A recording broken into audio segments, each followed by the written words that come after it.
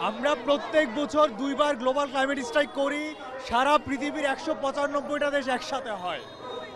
২০১৯ সাল থেকে আমাদের এই আন্দোলন চলছে এবং এখানে মূল দাবিটাই হচ্ছে আমাদের যে জীবাশ্ম জ্বালানি নির্ভর অর্থনীতি, যেটা এই পৃথিবীকে শেষ করে দিচ্ছে। আজকে এই যে এত গরম পড়ছে, সেপ্টেম্বর মাসে এখন এত গরম পড়ার কথা না।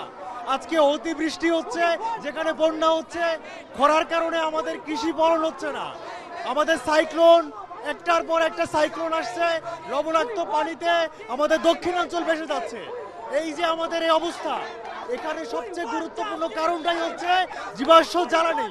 তো আমরা চাই জীবাশ্ম জ্বালানি নির্ভর অর্থনৈতিক ব্যবস্থা থেকে আমরা পৃথিবীকে বের করতে চাই এবং আমরা সবুজ অর্থনীতিতে রূপান্তর করতে চাই।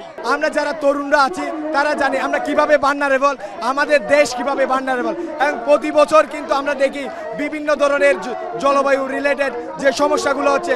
এই বছরের বন্যাও যদি আমরা দেখি কি পরিমাণ লস অ্যান্ড ড্যামেজ হচ্ছে ফেনী এবং বাংলাদেশের 11টা জেলায় হয়েছে। আমরা প্রতি বছর দেখি প্রতি বছর কপ হয়, কিন্তু আমাদের যে ন্যায্য দাবি বা ন্যায্য অধিকার এটা কিন্তু আমরা পাই না। পুরো পৃথিবীর তরুণরাই রাস্তায় নেমেছে, কারণ সামনে জাতিসংঘ অধিবেশন। আমরা বিশ্ব নেতাদের কাছ থেকে জরুরি জলবায়ু কার্যক্রম চাই।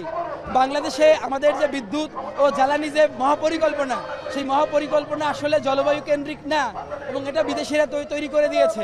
সেখানে হাইড্রোজেন এবং আরও অ্যামোনিয়ার মতো এমন কিছু এনার্জিকে বলা হয়েছে যেগুলো ফল সলিউশন, মিথ্যা সমাধান, নবায়নযোগ্য শক্তিকে পাশ কাটানো হয়েছে। আমরা ক্লাইমেটের উপর জাস্টিস চাই।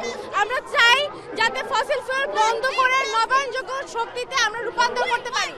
আমাদের উন্নত দেশের যে দেশগুলো আছে যারা ফসিল ফুয়েল ফিনান্স দিচ্ছে, তারপর তারা হচ্ছে গ্লোবাল ওয়ার্মিং করছে, সেইগুলো ইম্প্যাক্ট আমাদের মতো দেশে পড়ছে। তারা তেলের মধ্যে বাণিজ্য দিচ্ছে, কিন্তু আমাদের কিন্তু কিছু হচ্ছে না। তো সেই ক্ষেত্রে সেই দাবি নিয়ে আমরা আজকে আসছি যাতে ক্লাইমেটের উপর জাস্টিসটা আমরা পাই। বাংলাদেশ কিন্তু সারা ওয়ার্ল্ডের মধ্যে অন্যতম ক্ষতিগ্রস্ত একটা দেশ ক্লাইমেটের জায়গা থেকে। তো কিন্তু সারা ওয়ার্ল্ডকে কিন্তু আমাদের কল্যাণে এগিয়ে আসা উচিত যে বাংলাদেশ যে ক্ষতির সম্মুখীন হচ্ছে এটার দায়িত্ব আসলে সারা ওয়ার্ল্ড, তাই না? তো এই জায়গাটাতে তারা যেন আমাদের প্রতিও একটা দৃষ্টি দেয় যে বাংলাদেশের এনভায়রনমেন্ট এখন এই যে খারাপ অবস্থা, এটার পিছে সারা ওয়ার্ল্ডের দায় আছে। সামনে কপ সম্মেলন, এবারের দাবি হচ্ছে জলবায়ু অর্থায়ন, কিন্তু বাংলাদেশ অর্থায়ন পাচ্ছে না।